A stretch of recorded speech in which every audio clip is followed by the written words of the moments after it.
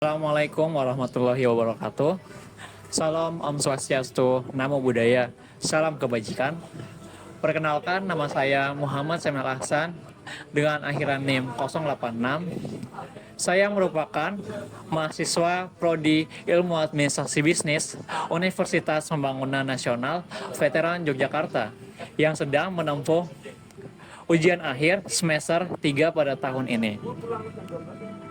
Video ini saya buat untuk memenuhi tugas akhir saya pada mata kuliah perilaku konsumen yang diampu oleh Ibu Dr. Eni Endah Pujastuti, SOS MSI.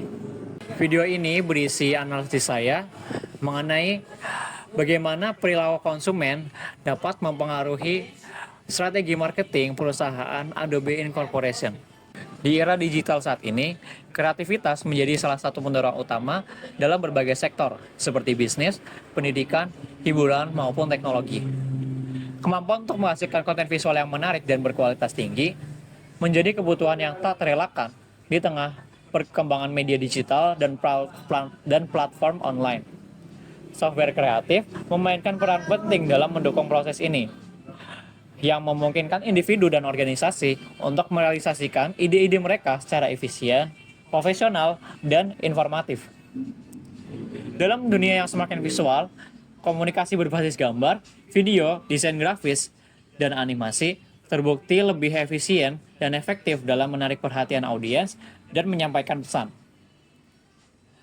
Software kreatif tidak hanya menyediakan alat untuk meningkatkan kualitas komunikasi visual, namun juga dapat mendorong inovasi dengan fitur-fitur canggih, seperti desain 3D, manipulasi gambar, serta pengeditan video berbasis kecerdasan buatan. Selain itu, software ini dapat meningkatkan efisiensi dalam produksi konten, menjadikan proses kreatif lebih cepat dan praktis.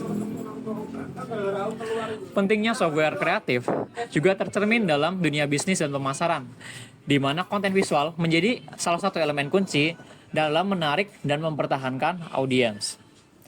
Perusahaan dapat mengampanyekan sesuatu yang menarik melalui desain logo, video promosi, hingga infografis yang informatif. Dalam pendidikan, software kreatif dapat dipakai untuk mendukung pembelajaran dengan menyediakan alat untuk menciptakan materi pembelajaran yang interaktif, seperti presentasi visual atau animasi yang edukatif. Tidak hanya itu, integrasi ke teknologi cloud pada banyak software kreatif pada saat ini juga dapat mempermudah kolaborasi tim secara real-time, yang sangat relevan dan berguna di era pekerjaan jarak jauh dan pembelajaran daring. Dengan segala permanfaatannya, software kreatif telah menjadi salah satu alat yang esensial dalam mendukung berbagai kebutuhan di era digital, membuka peluang baru bagi individu serta organisasi untuk terus berinovasi dan berkembang. Perusahaan yang saya analis pada kesempatan kali ini yaitu Adobe sudah dikenal luas sebagai pelopor dalam pengembangan perangkat lunak yang bergerak di industri kreatif yang saat ini mendominasi pasar global dengan menghadirkan berbagai produk yang mencakup dunia-dunia kreatif seperti Adobe Photoshop, Adobe Illustrator, Adobe Premiere Pro, Adobe After Effects, dan Adobe InDesign. Perusahaan ini telah memberikan kontribusi yang signifikan bagi berbagai industri seperti desain grafis, industri perfilman, periklanan, serta penerbitan. Sejarah Adobe dalam menciptakan software kreatif dimulai pada tahun 1980-an dengan peluncuran Adobe Illustrator, sebuah perangkat lunak desain grafis berbasis vektor yang mendukung para seniman dan desainer. Kehadiran Adobe Photoshop pada tahun 1990 semakin mengukuhkan posisi Adobe sebagai pemimpin di bidang teknologi kreatif. Photoshop, yang merupakan perangkat lunak untuk mengedit foto dan manipulasi gambar, telah menjadi standar industri yang digunakan di berbagai bidang untuk waktu yang lama, mulai dari fotografi hingga pemasaran digital. Software kreatif Adobe tidak hanya membantu menciptakan karya-karya visual yang berkualitas tinggi, tetapi juga dapat mempercepat proses produksi dan kolaborasi tim dengan mengintegrasikan fitur-fitur canggih seperti kecerdasan buatan AI dan teknologi penyimpanan cloud. Adobe telah mempermudah para kreator untuk menghasilkan karya dengan lebih cepat dan efisien. Saat ini, software kreatif Adobe menjadi tulang punggung bagi industri kreatif global yang telah digunakan oleh berbagai individu, agensi, hingga perusahaan besar. Dengan terus berinovasi, Adobe tidak hanya dapat memenuhi kebutuhan kreatif yang ada, tetapi juga membuka peluang baru bagi para profesional untuk menjelajahi batas-batas kreativitas mereka. Sekarang saya akan membacakan hasil analisis saya mengenai pengaruh perubahan konsumen terhadap strategi marketing yang dilakukan oleh Adobe.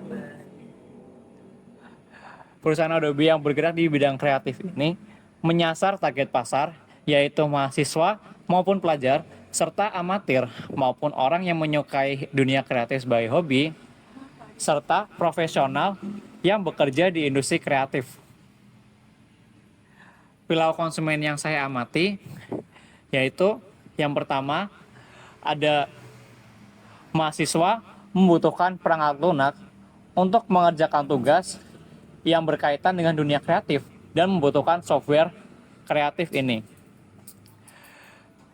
Strategi pemasaran yang dilakukan oleh Adobe adalah dengan menghadirkan berbagai produk berupa perangkat lunak yang beragam untuk memenuhi kebutuhan dari mahasiswa tersebut, seperti Adobe Illustrator untuk kebutuhan grafis dan editing, Adobe Photoshop untuk kebutuhan mengedit foto dan manipulasi foto, serta Adobe Premiere untuk kebutuhan pengeditan video.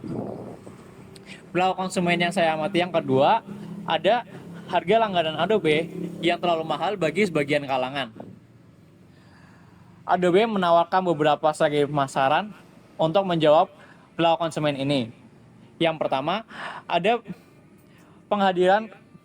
penyediaan paket langganan bagi mahasiswa maupun pelajar, yaitu adalah Adobe Student Plan yang sudah mencakup paket perangkat lunak yang berisi perangkat-perangkat lunak yang dibutuhkan oleh mahasiswa, seperti Adobe Illustrator, Adobe Acrobat untuk membaca PDF atau mengedit PDF, Adobe Premiere untuk pengeditan video, dan Adobe InDesign untuk kebutuhan percetakan atau layout. Namun dengan harga yang lebih murah untuk menyesuaikan kantong pelajar.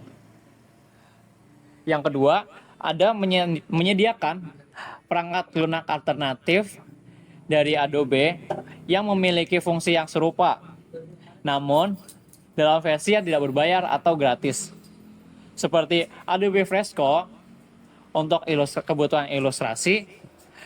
Kemudian ada Adobe Illustrator for iPad yang tersedia di iPad, Adobe Lightroom Mobile yang tersedia di HP, serta Photoshop Express untuk kebutuhan editing foto.